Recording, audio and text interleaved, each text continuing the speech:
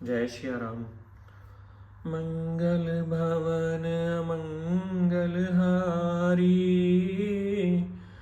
द्रबहु सुदशरथ अजर बिहारी। राम सिया राम, सिया राम जय जय राम। जाई मुनिन हिमवंत पठाए, कर विनती गिर जहीं ग्रह लाए।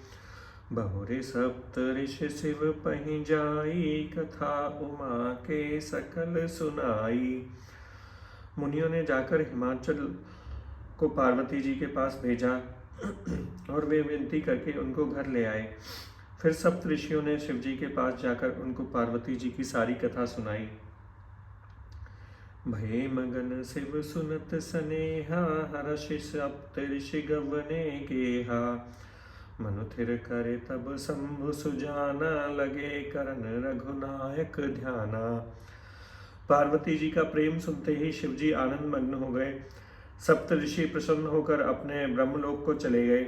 तब सुजान शिव जी मन को स्थिर करके श्री रघुनाथ जी का ध्यान करने लगे। तारक असुर भयउ तेहि काला, भुज प्रताप बल तेज विशाला। ते सब लोक लोकपति जीते, भय देव सुख संपत्ति रीते। उसी समय तारक नाम का असुर हुआ, जिसकी भुजाओं का बल, प्रताप और तेज बल बहुत बड़ा था। उसने सब लोक और लोकपालों को जीत लिया। सब देवता सुख और संपत्ति से रहित हो गए। अजर अमर सो जीत न जाई, हारे सुर कर विविध लड़ाई। तब विरंचि सन जाई पुकारे, देखे विधि सब देव दुखारे।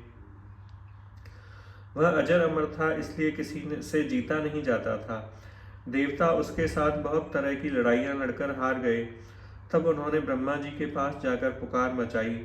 ब्रह्मा जी ने जब सब देवताओं को दुखी देखा, सब सन कहा बुझाई, विधे तनुज निधन तब होय। शंभु शुक्र संभूत सुत, एह जीतै रन सोय। ब्रह्मा जी ने सबको समझाकर कहा कि इस दैत्य की मृत्यु तब होगी जब शिव जी के वीर्य से पुत्र उत्पन्न हो। इसको युद्ध में वही जीतेगा। मोर कहा सुनित करहु उपाई, होई ईश्वर करहि सहाई। सती जो तजी दक्ष मख देखा, जननी जाई हिमाचल गेहा। मेरी बात सुनकर उपाय करो, ईश्वर सहायता करेंगे और काम हो जाएगा। सती जी ने जो दक्ष के यज्ञ में देह का त्याग किया था, उन्होंने अब हिमाचल के घर जाकर जन्म लिया है। तहि तप कीन शंभुपति लागी, शिव समाधि बैठे सब त्यागी। जदपि अहि असमंजस भारी, तदपि बात एक सुनहु हमारी। उन्होंने शिवजी को पति बनाने के लिए तप किया है। इधर शिवजी सब छोड़ छाड़ कर समाधि लगा के बैठे हैं। यद्यपि है तो बड़े असमंजस की बात, तथापि मेरी एक बात सुनो। पठवहु काम जाई शिव पाही, करें क्षोभ शंकर मन माही। तब हम जाई से वहीं सिर नाई, करवाओ विवाह बरियाई। तुम जाकर कामदेव जी को शिव जी के पास भेजो, वह शिव जी के मन में शोभ उत्पन्न करे। तब हम जाकर शिव जी के चरणों में सिर रख देंगे और जबरदस्ती विवाह करा लेंगे। एह विधि भले ही देव हित होई, मत अति नीक कहूँ सब कोई। स्तुति सुरन कीन अति हेतु, प्रगटे विषम बान वृष केतु। इस प्रकार भले ही देवताओं का हित हो, और तो कोई उपाय नहीं है। सबने कहा यह सम्मति बहुत अच्छी है। फिर देवताओं ने बड़े प्रेम से स्तुति की। तब विषम 5 बाण धारण करने वाला और मछली के चिन्ह युक्त ध्वजा वाला कामदेव प्रकट हुआ। सुरन कही निज विपत्ति सब, मुनि समन कीन विचार। शंभु विरोध न कुशल मोहे, बेहस कहे असमार। देवताओं ने कामदेव से अपनी सारी विपत्ति कही। सुनकर कामदेव ने मन में विचार किया और हंसकर देवताओं से कहा कि शिवजी के साथ विरोध करने में मेरी कुशल नहीं है। तदपि करब में काज तुम्हारा, श्रुति कह परम धर्म उपकारा। परित लागे तजई जो देही, संतत संत प्रशंसहि तेहि। तथापि मैं तुम्हारा काम तो करूँगा, क्योंकि वेद दूसरे के उपकार को परम धर्म कहते हैं। जो दूसरे के हित के लिए अपना शरीर त्याग देता है, संत सदा उसकी बड़ाई करते हैं। अस कही चले सबहि सिरुनाई, सुमन धनुष कर सहित सहाई। चलत मार अस हृदय विचारा, शिव विरोध ध्रुव मरन हमारा। यो कहे और सबको सिर निभाकर कामदेव अपने पुष्प के धनुष को हाथ में लेकर सहायकों के साथ चला। चलते समय कामदेव ने हृदय में ऐसा विचार किया कि शिवजी के साथ विरोध करने से मेरा मरण निश्चित है। तब आपन प्रभाव विस्तारा, निज बस कीन सकल संसारा। कोपिउ जबहि बारिच कर केतु, छन महु मिटे सकल श्रुति सेतु।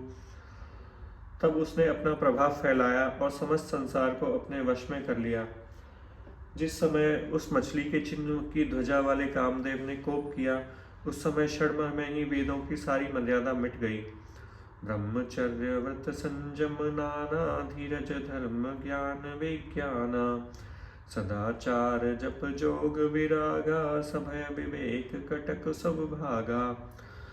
ब्रह्मचर्य नियम, नाना प्रकार के संयम, धीरज, धर्म, ज्ञान, विज्ञान, सदाचार, जप, योग्य, वैराग्य आदि विवेक की सारी सेना डरकर भाग गई।